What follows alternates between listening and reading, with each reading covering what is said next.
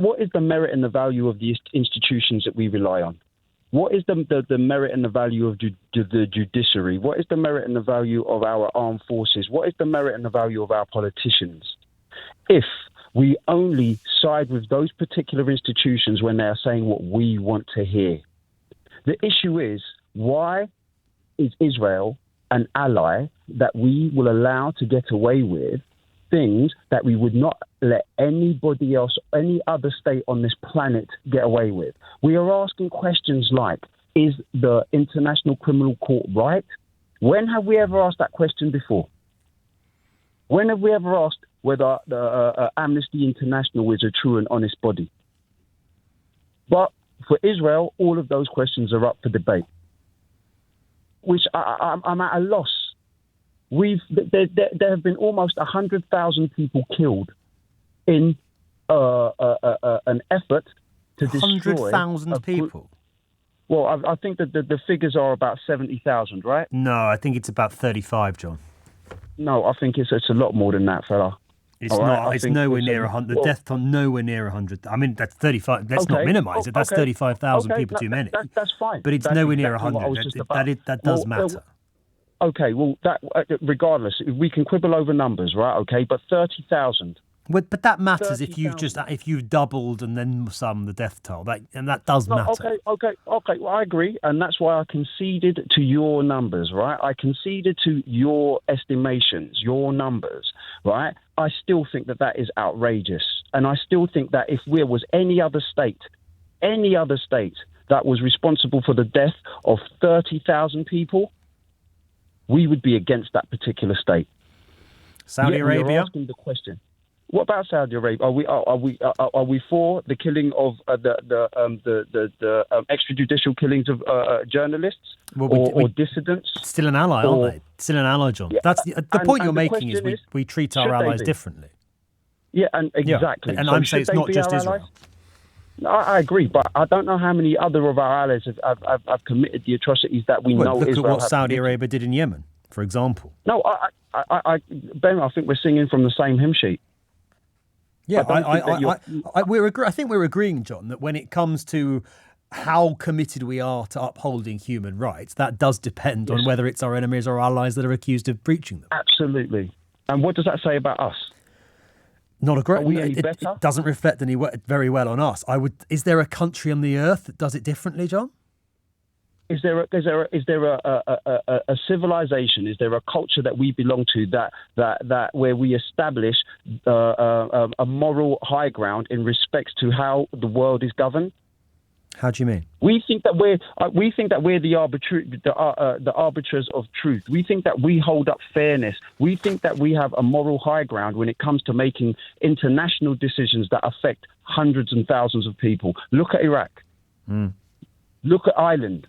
Look at Northern Ireland.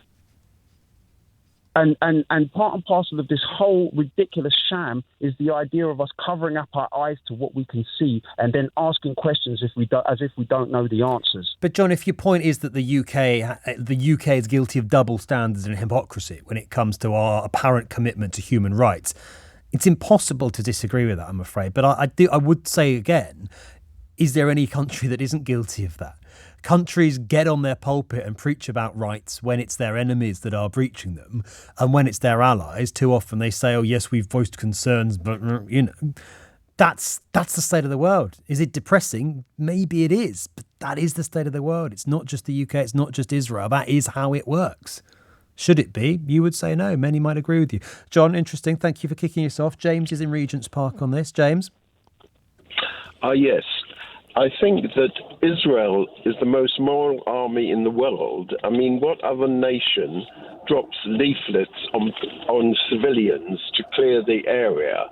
But if there's nowhere safe for them to go, then it's a bit of a sham, isn't it? There's nowhere safer. If there's nowhere safe for them to go, it's all well and good saying, where's safe in Gaza right now, James?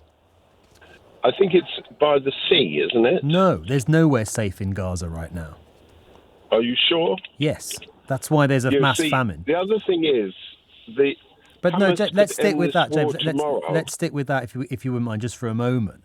It's Yeah, all well and good certainly. dropping leaflets saying go to a safer area. If there is nowhere safe to go, then what's the point? That's not a sign of morality. That's a PR exercise, isn't it? Well, I disagree with that because I think there are safer areas, and I trust the Israeli government to keep to their word. But the one people I don't trust is Hamas.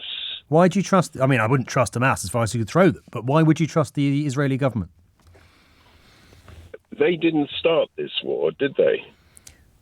They didn't start the latest incarnation and eruption of it, but have they proved themselves trustworthy, James? They're led by a man who's accused of corruption. Who? Benjamin Netanyahu is on trial for corruption. Yes, well, he'll pay for that if he's guilty. But you trust him nonetheless.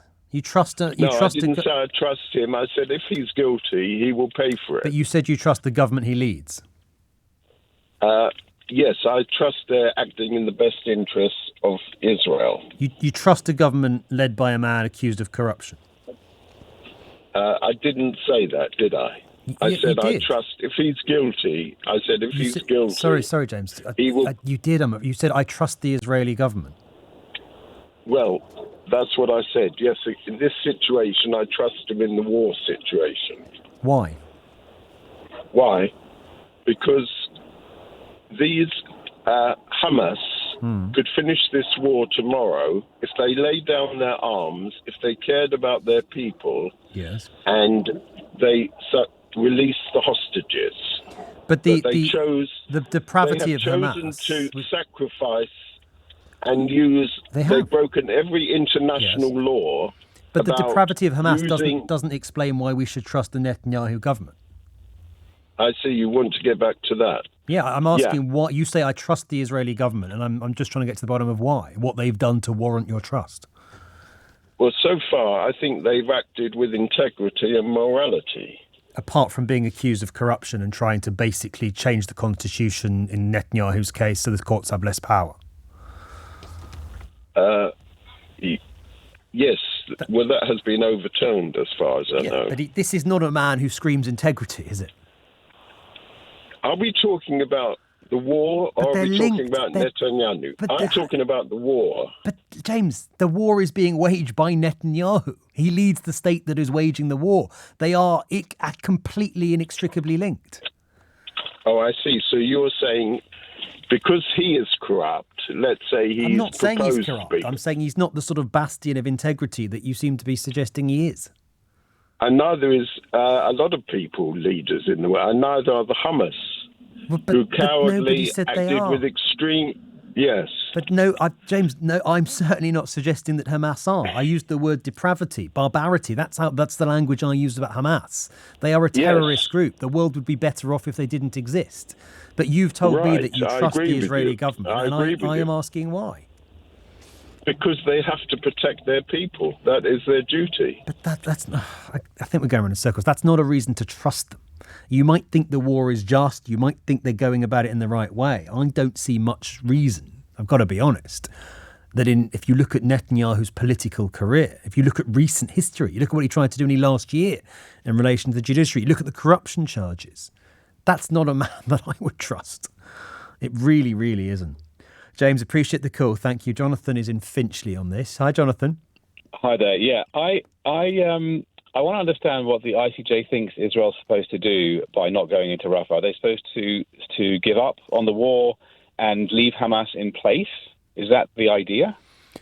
I don't know, was the honest answer. I guess they would say that's not for them to decide. They have to look at the humanitarian situation and whether war crimes could be committed in this instance. And they have decided that the humanitarian position is so bleak that Israel needs to stop.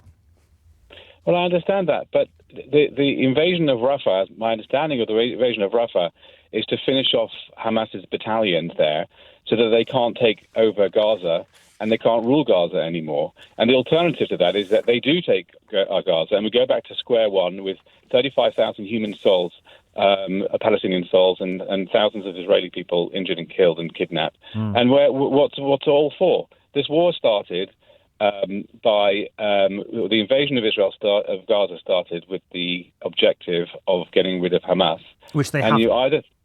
Well, they haven't done it yet, but the invasion of Rafah... But they've been in there, what is it, 7 months now, and they haven't achieved their aim. You try fighting against a bunch of cowards in tunnels holding babies as human shields and see how far you get. How many hostages have they rescued? Well, they've rescued a handful of them, but 4, that's beside the point. They're held underground, guarded by all sorts of weapons. But Jonathan, the point, I hear what you're saying. Of course they are. I'm not saying it's an easy conflict. I'm not saying it's an easy operation. But everyone was told, the world was told, Israel was going in to destroy Hamas and retrieve the hostages. And 7 months on, neither of those two things has happened. It's been a spectacular failure, hasn't it? It has not been. It has not been a spectacular failure. First of all, half the hostages, a significant number of hostages were released. Not through force, through negotiation. But in terms of this destruction of Hamas and the killing of their terrorist infrastructure, that's been a success so far. It's taking longer than one would like, but it's a very, very difficult task. It may or may not succeed, but it's definitely worth a try. You've said a few minutes ago. Everyone wants to see the end of Hamas. That it should be in the dustbin of history. But the difference is, Jonathan, of course they are. Of course, the world would be a much better place without Hamas in it. I hope anyone would agree with that. The difference is at what cost, isn't it? I think that's where people disagree. At any cost. Any cost. They are a bunch of terrorist Islamist maniacs, and they need to be rooted out and killed. At any cost. I'm sorry. At any cost. So if the cost is the loss of every single civilian life in Gaza and the complete destruction of all infrastructure, that's what you would include in any cost. I mean that's an exaggeration. But you said any cost. At any cost doesn't mean absolutely.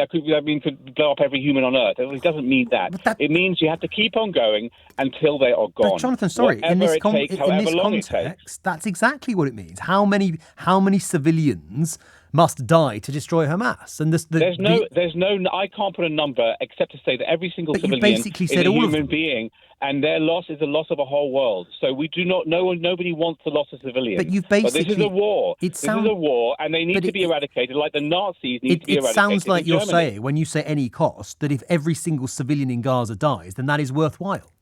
No, it's not every single. That's just exaggerating what I'm suggesting. You said any cost. Of course not.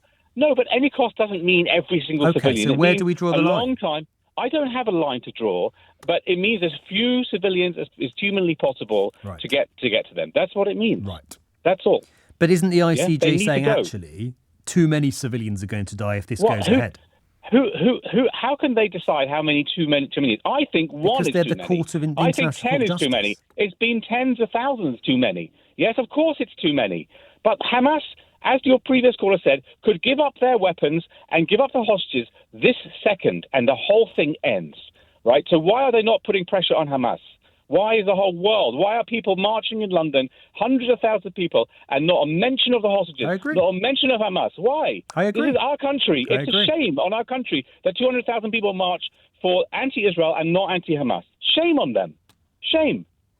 Jonathan, I agree. The hostages do not get talked about enough. The hostages need to be centre and forefront of this.